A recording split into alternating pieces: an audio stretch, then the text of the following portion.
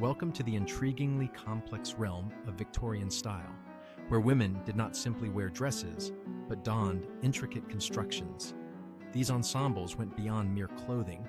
They were marvels of design and craftsmanship. Beneath the layers of lace and hidden steel frames lay a daily struggle that most of us cannot even fathom.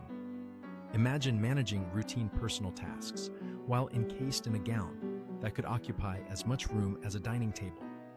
Picture yourself enveloped in extensive lengths of fabric tightly cinched by a corset that compresses your waist and limits your breathing, like the sound of forgotten secrets. Then like this video and subscribe. Navigating corridors becomes a cautious endeavor as your skirts span nearly 6 feet in diameter. Every movement requires careful calculation. Sitting down transforms into a tactical operation, and through it all, you must maintain an appearance of effortless elegance. One pressing question arises: how did Victorian women cope with using the restroom while trapped in these towering structures of tulle and steel? To unravel this, we must begin at the start of a typical day. In a Victorian lady's routine, dressing was far from slipping into a simple garment. The initial layer consisted of a light linen shift worn directly against the skin, serving as a protective shield to preserve the outer expensive attire.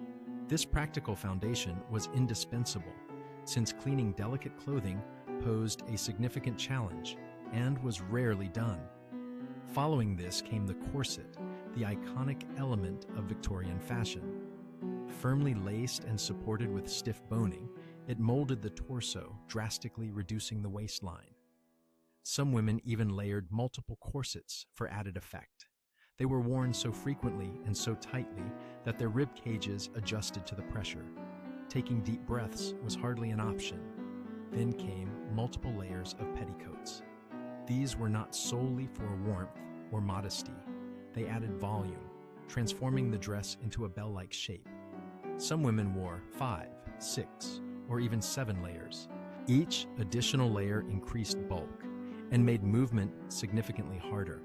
However, the centerpiece of this whole arrangement was the crinoline. The crinoline was a type of structure, an actual framework made from steel hoops linked together with fabric ribbons, worn beneath the dress to maintain that distinctive circular silhouette. At its widest, a crinoline could extend up to 6 feet in diameter. Imagine attempting to pass through a doorway with that, let alone fitting into a chair. These frames were so large that certain furnishings had to be redesigned specifically to accommodate them. Chairs without arms, specially widened benches, and more spacious dining tables were introduced just for women to sit comfortably without ruining their elaborate attire. Now try picturing wearing all these layers every single day while managing regular activities such as using the bathroom. The sheer mass and heaviness of these garments meant even the most basic tasks demanded careful planning and physical skill. Victorian women were not simply dressed to impress. They were constantly negotiating a complex logistical challenge, turning simple necessities into intricate routines executed with patience, elegance, and remarkable ingenuity. And this is only part of the story. At the start of the tale, Victorian women did not simply wear fashion, they fully lived within it. Their garments were so meticulously structured and layered that they changed the way these women approached everyday activities, especially personal care and hygiene. Using the bathroom was far more than a routine action. It became a carefully staged ritual. The most basic human needs had to be handled amid a complex mix of lace, steel, and societal rules. At the heart of this system stood one key object that quietly became essential for daily life: the chamber pot.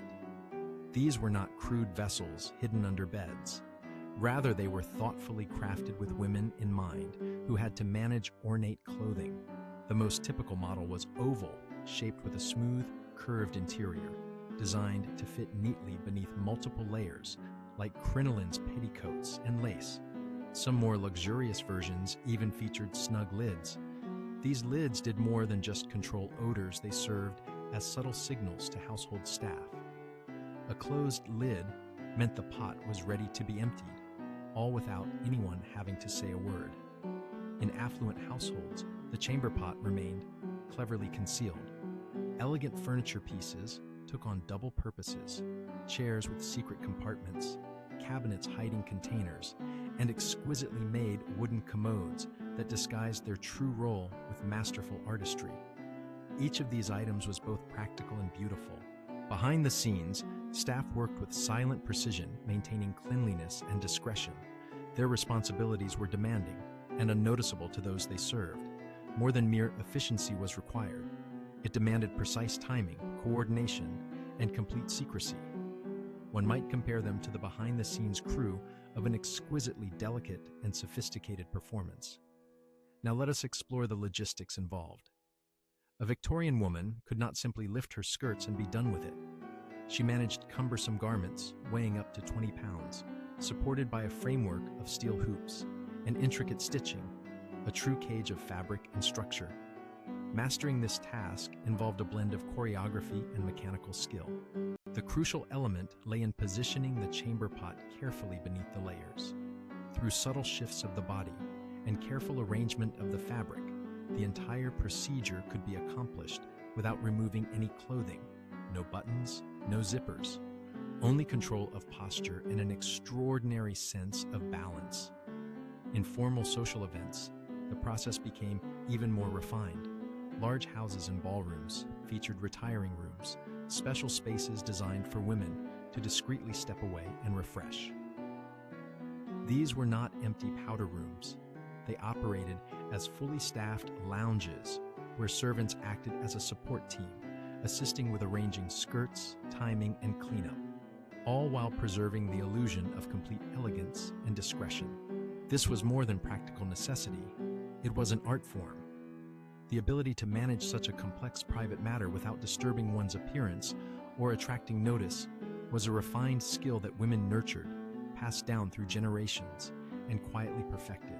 They moved about their days like performers on a stage, always composed and graceful, always elegant even while moving gracefully. It was genuinely a remarkable display of coordination. But here comes a surprising twist. During a large part of the Victorian era, many women did not wear what we now consider underwear, at least not in the usual sense. The considerable volume and design of their skirts were deemed enough to provide coverage, so initially, wearing an extra layer underneath was viewed as unnecessary. This may sound like a plot for a humorous story, but for Victorian women, it was a serious issue. Picture yourself walking down a crowded cobblestone street, your crinoline catching a soft breeze that suddenly turns into a strong gust. The entire framework could lift upward just like an umbrella turning inside out, without conventional undergarments beneath, while modesty could vanish instantly.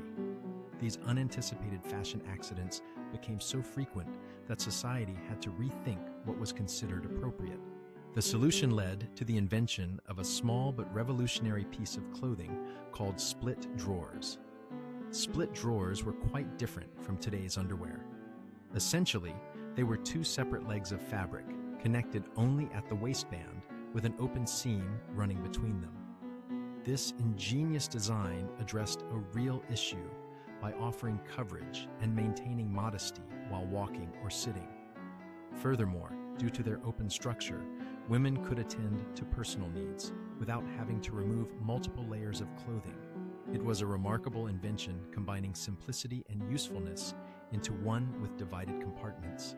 Victorian women could preserve their layered sophistication while handling the complex task of using a chamber pot with less trouble and greater assurance. The concept gained popularity rapidly, particularly among the wealthy and those attending formal gatherings where managing bathroom needs was even more intricate.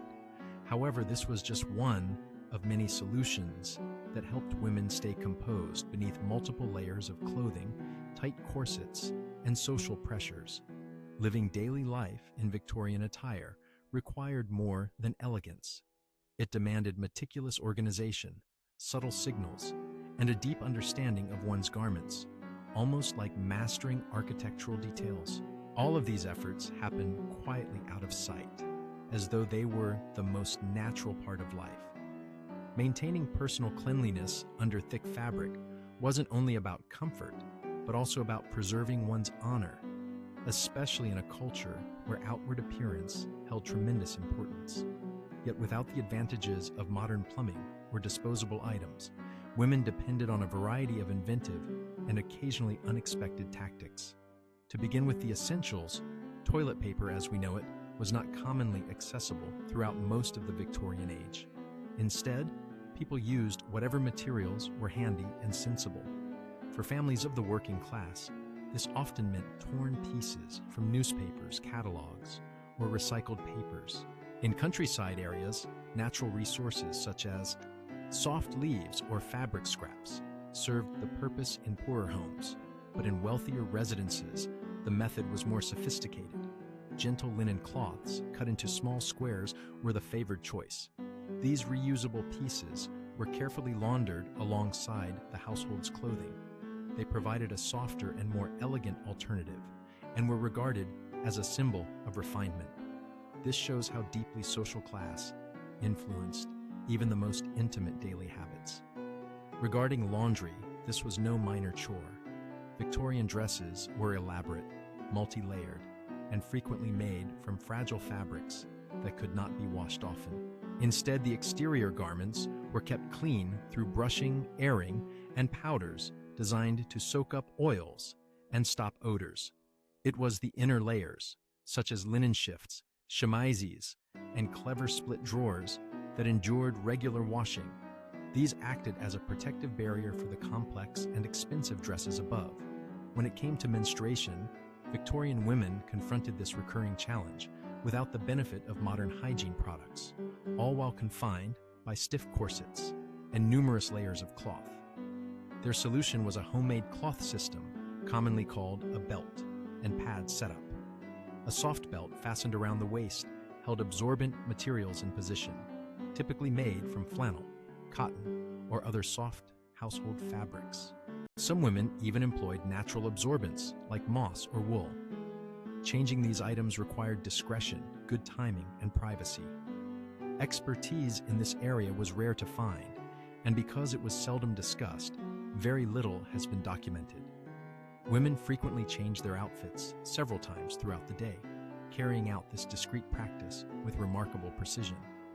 Often they managed this while attending to social responsibilities or household tasks. This entire process relied on quiet cooperation and mastered skills. Mothers passed down knowledge to their daughters, ladies-in-waiting provided help, and homes were designed to support these private routines without disturbing the apparent tranquility of polite society. Despite these hidden challenges, Victorian women moved with grace and dignity, handling this complex system with a silent resilience that was truly remarkable.